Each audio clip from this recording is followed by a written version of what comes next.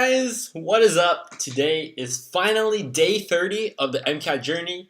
Next Saturday is my MCAT, and I am, oh my goodness, so excited to finally be done with this. So today was my second day of class, and I got to go to my first lecture for English 130B, which here at Berkeley is, I believe, American history, or not American history, American literature from 1800s to 1860s. And essentially, what I have in mind is I kind of want to do an English minor, maybe, thinking about it, and this would be my first class. This was not something that just struck me out of the blue that I wanted to do, but my good friend Emily Chong recommended me, and my good friend Annie Nui. Annie Nui was English major here, English major with double with MCB, and Emily Chong is English minor. And I just always had in the back of my mind, so I want to try and put myself out there. But wow, what a crazy first day. He had this reading that he wanted us to do before class, and it was What's the Slave? It's the 4th of July, and it's Frederick Douglass's address to the President of the United States in Corinthia Hall, 1852, and essentially he goes on this I'm not sure what the word is.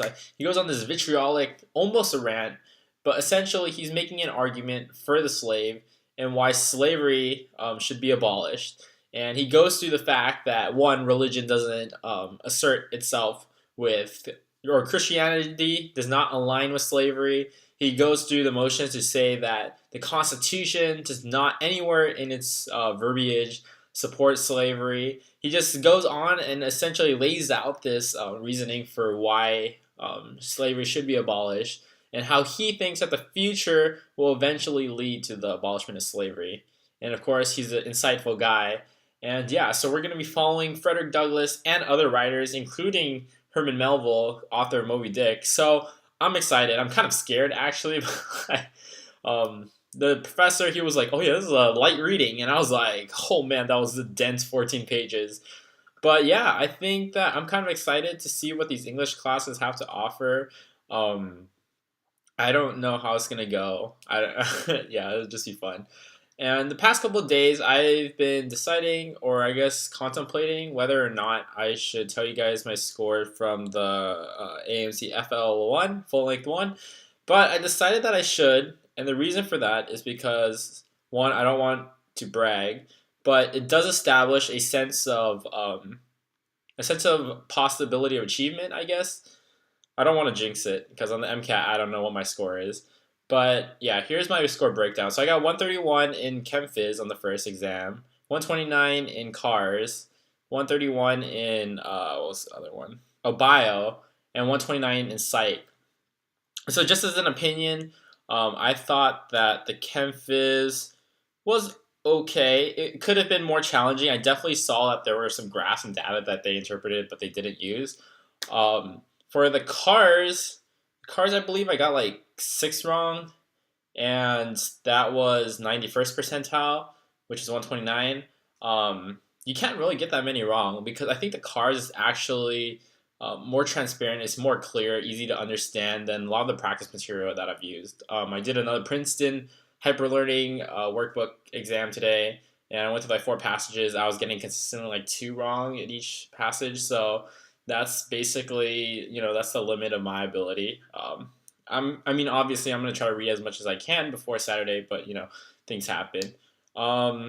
Yeah, bio, I do not recall too many things from bio.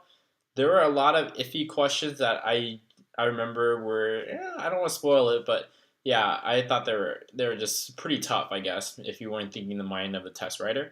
And for Psych Soc, I was very surprised. The sample test had me primed on the idea that the exam was all about memorizing just the keywords you had to know, reading the Khan Academy document, and going through all your psych terms on Anki. But there was a lot more, I don't know if it's like analysis, because there wasn't really too many data as a graph. It was just like straight up blocks of paragraphs. But yeah, I don't know if I have it open. If I do, I was working on the sample test.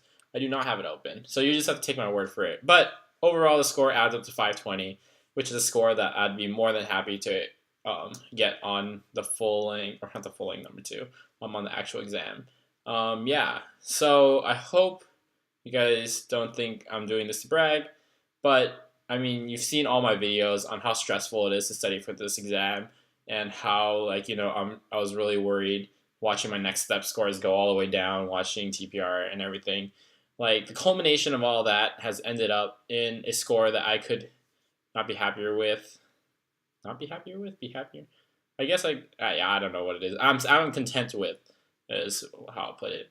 Anyways, apparently my hard drive is like running out of space, as you saw with the last video. So hopefully this one won't go over. So I will see you all later, and thanks for watching. Stay tuned, subscribe, like, share, read my blog. All right, bye.